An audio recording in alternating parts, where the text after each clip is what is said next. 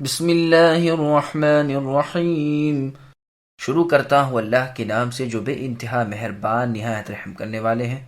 قل اعوذ برب الناس ملک الناس الہ الناس من شر الوسواس الخناس الذي يوسوس في صدور الناس من الجنة والناس۔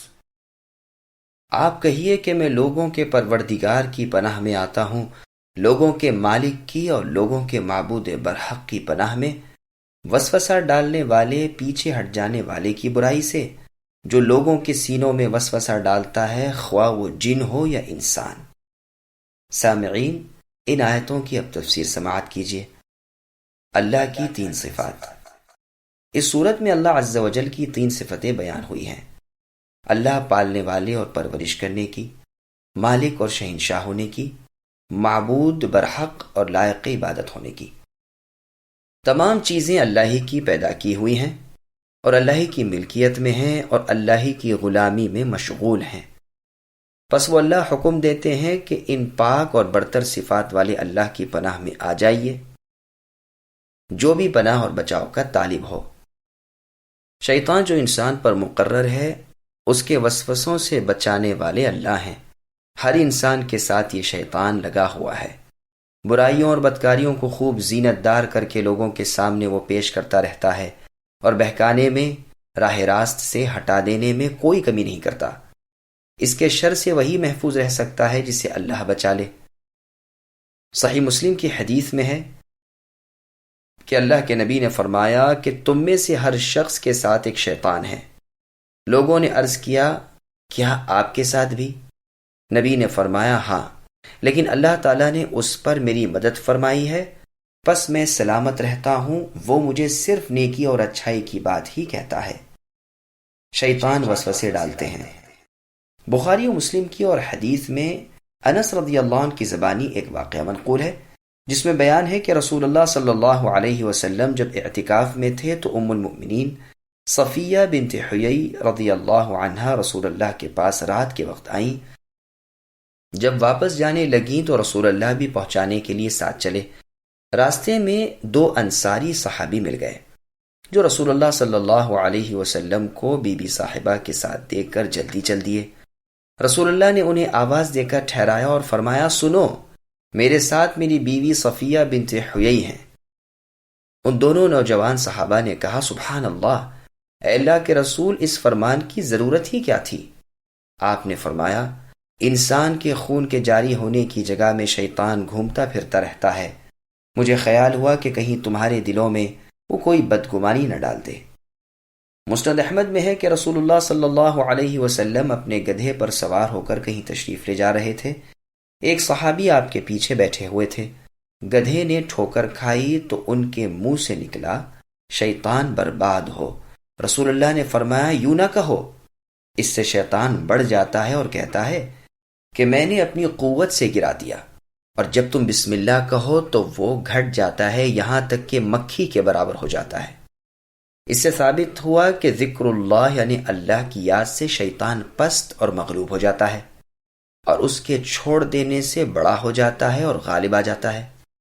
مسند احمد میں ہے کہ رسول اللہ صلی اللہ علیہ وسلم فرماتے ہیں کہ جب تم میں سے کوئی مسجد میں ہوتا ہے، اس کے پاس شیطان آتا ہے اور اسے تھبکتا اور بہلاتا ہے جیسے کوئی شخص اپنے جانور کو بہلاتا ہو۔ پھر اگر وہ خاموش رہا تو وہ ناک میں نکیل یا منہ میں لگام چڑھا دیتا ہے۔ شیطان جن اور انسان دونوں میں ہوتے ہیں۔ ابو ہریرہ رضی اللہ عنہ نے حدیث بیان فرما کر فرمایا کہ تم خود اسے دیکھتے ہو، نکیل والا تو وہ ہے جو ایک طرف جھکا کھڑا ہو اور اللہ تعالیٰ کا ذکر نہ کرتا ہو، اور لگام والا وہ ہے جو منہ کھولے ہوئے ہو اور اللہ تعالیٰ کا ذکر نہ کرتا ہو۔ ابن عباس رضی اللہ عنہما اس آیت کی تفسیر میں فرماتے ہیں کہ شیطان ابن آدم کے دل پر چنگل مارے ہوئے ہے۔ جہاں یہ بھولا اور غفلت کی، اس نے وسوسے ڈالنے شروع کیے، اور جہاں اس نے ذکر اللہ کیا اور یہ پیچھے ہٹا۔ سلیمان رحمۃ اللہ علیہ فرماتے ہیں، مجھ سے یہ بیان کیا گیا ہے کہ شیطان راحت و رنج کے وقت انسان کے دل میں سوراخ کرنا چاہتا ہے، یعنی اسے بہکانا چاہتا ہے۔ اگر یہ اللہ تعالیٰ کا ذکر کرے تو یہ بھاگ کھڑا ہوتا ہے، ابن عباس رضی اللہ عنہما سے یہ بھی مروی ہے کہ شیطان برائی سکھاتا ہے، جہاں انسان نے اس کی مان لی پھر ہٹ جاتا ہے۔ پھر فرمایا جو وسوسے ڈالتا ہے لوگوں کے سینے میں، لفظ ناس جو انسان کے معنی میں ہے اس کا اطلاق جنوں پر بھی بطور غلبے کے آ جاتا ہے۔ قرآن کریم میں اور جگہ اللہ نے فرمایا برجال من الجن، کہا گیا ہے تو جنات کو لفظ ناس میں داخل کر لینے میں کوئی قباحت نہیں۔ غرض یہ ہے کہ شیطان جنات کے اور انسان کے سینے میں وسوسے ڈالتا رہتا ہے۔ اس کے بعد کے جملے من الجنۃ والناس کا ایک مطلب تو یہ ہے کہ جن کے سینوں میں شیطان وسوسہ ڈالتا ہے وہ جن بھی ہیں اور انسان بھی، اور دوسرا مطلب یہ ہے کہ وہ وسوسہ ڈالنے والا خواہ کوئی جن ہو یا کوئی انسان، جیسے اور جگہ اللہ نے فرمایا وَكَذَلِكَ جَعَلْنَا لِكُلِّ نَبِيٍّ عَدُوًّا شَيَاطِينَ الْإِنسِ وَالْجِنِّ يُوحِي بَعْضُهُمْ إِلَى بَعْضٍ زُخْرُفَ الْقَوْلِ غُرُورًا إِلَى آخر الآیہ، یعنی اسی طرح ہم نے ہر نبی کے دشمن انسانی اور جنات شیطان بنائے ہیں، ایک دوسرے کے کان میں دھوکے کی باتیں بنا کر سنوار کر ڈالتے رہتے ہیں۔ معوذتین یعنی قل اعوذ برب الفلق اور قل اعوذ برب الناس کا پڑھنا جادو وغیرہ سے حفاظت کا ذریعہ ہے۔ مسند احمد کی ایک حدیث میں ہے کہ ایک شخص نے نبی صلی اللہ علیہ وسلم کی خدمت میں حاضر ہو کر عرض کی یا رسول اللہ، میرے دل میں تو ایسے ایسے خیالات آتے ہیں کہ ان کا زبان سے نکالنا مجھ پر آسمان پر سے گر پڑنے سے بھی زیادہ برا ہے۔ نبی نے فرمایا اللہ اکبر اللہ اکبر، اللہ سب سے بڑے ہیں، اللہ سب سے بڑے ہیں۔ اللہ تعالیٰ ہی کے لیے حمد و ثنا ہے جس نے شیطان کے مکر و فریب کو وسوسے میں ہی لوٹا دیا۔